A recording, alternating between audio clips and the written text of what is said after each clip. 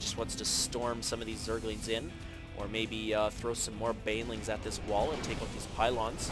But Zerglings do get in. They are going to try to do some kind of surround here on the Zealots, but the Stalkers here are actually doing very well. They are protected by the Zealots. Force fields down, of course, protecting any more units of Yellings and Splattos from getting in. One Baneling there does take out a few of Nazgul's units, but I'm not sure who's really on the winning end here. If we look at units lost, we are sitting at Nazgul being in a better position. He's lost far less resources and far less units compared to the combination of Yelling and Splatto. So it seems to be working here for Jinro and Nazgul with this shared bases. But Nazgul's army is now dead, and he has now lost even more units than everyone else. So it looks like Jinro's trying to wall off his base with 2 barracks, and it looks like it is going to be completed. And more Zealots streamlining out of his base from these warp gates, and wow, he's now working off about to be 10, 11 warp gates. So that will be pretty impressive if he can keep up production. As you can see, with all the minerals and gas that Jinro is feeding him, he's got 1,500 minerals and 1,200 gas, so he's able to produce as much as he possibly can. And yeah, he may even need a few more warp gates, chrono boosting as much as he can to get these units out fairly quick. Now switching more to a Zealot and Sentry heavy army. Of course, unfortunately for Splatto, Banelings don't really kill Zealots too easily unless you have quite a few of them. Of course, when you just use one, they'll take out the shields, but then leaves the Zealots to continue regenerating. I'm trying to put 2 bunkers up here at the shared choke point that Jinro and Nazgul share. Of course, that didn't make sense, but hey, I'm trying.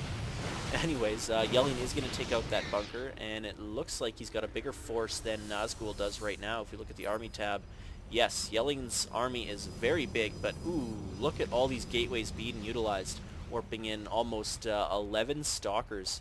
So now the army for Nazgul is very large, and actually bigger than Yelling's. So Yelling may be in a little bit of trouble if Splatto can't come back.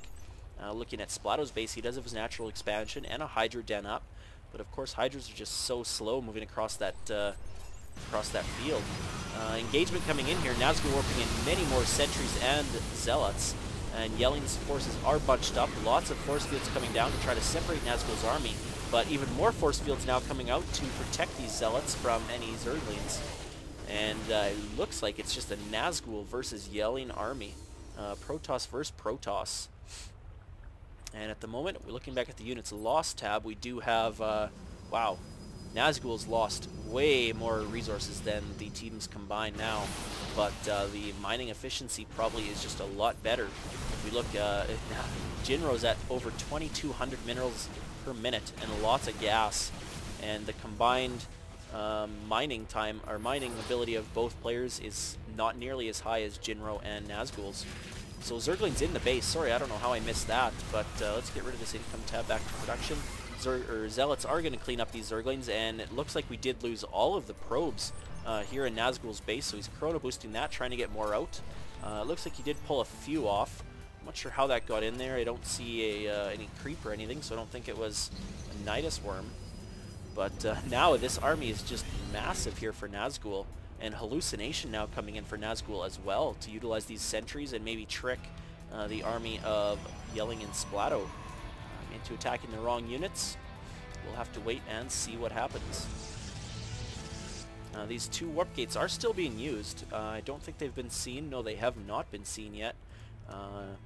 Charge would be actually a really good upgrade for Nazgul at the moment. He's got lots of minerals. He could definitely afford it. And it looks like he is going to retreat. They are going to get... Nazgul looks to be getting an expansion up here at the gold. So if he can keep that, that'll be great. And we are seeing Jinro build another command center, likely to fly it up to this spot over here, as that's where his barracks are heading. Robotics Bay coming up for Yelling. I don't know if that'll get up in time to stop this push. Lots of force fields about to come up, I assume. Yes, actually for Yelling though. I thought they would be coming up for Nazgul, but not sure if I really like the force fields. It did hold the Zealots from attacking, And now all of these force fields, once again, keeping those zealots and sentries out. The front army of Nazgul able to just breach this choke point, though. More and more force fields coming down, more units being warped in for Yelling. And unfortunately for Nazgul, he doesn't really have a forward pylon yet. Oh, he does here. He needs to get all these units. That's another 13 units that he could utilize. And it looks like Nazgul, if we look at the Army tab, does have a convincing lead over top of Yelling and Splatto. So very good micro control and macro by Nazgul, being fed by Jinro's income. So I guess this could be a very viable tactic in many 2 vs 2 games. It could lead to some very interesting matches. A couple more force fields being put down, running a little bit too far, and it looks like Splatto and Yelling are just trying to hold back for as long as possible. But with all of these forces being reinforced, that's if you take out that probe, I guess that's quite a few units. 16, 20 more units. Zealots and Zealots and sentries being brought in. Force fielding the ramp to produce to prevent any more units of Splattos from coming in. Splatto does GG and leave the game. Yelling just leaves, and we are going to be going to a third and final match for the 2 vs 2 show match here for the StarCraft 2 Clan League coming up.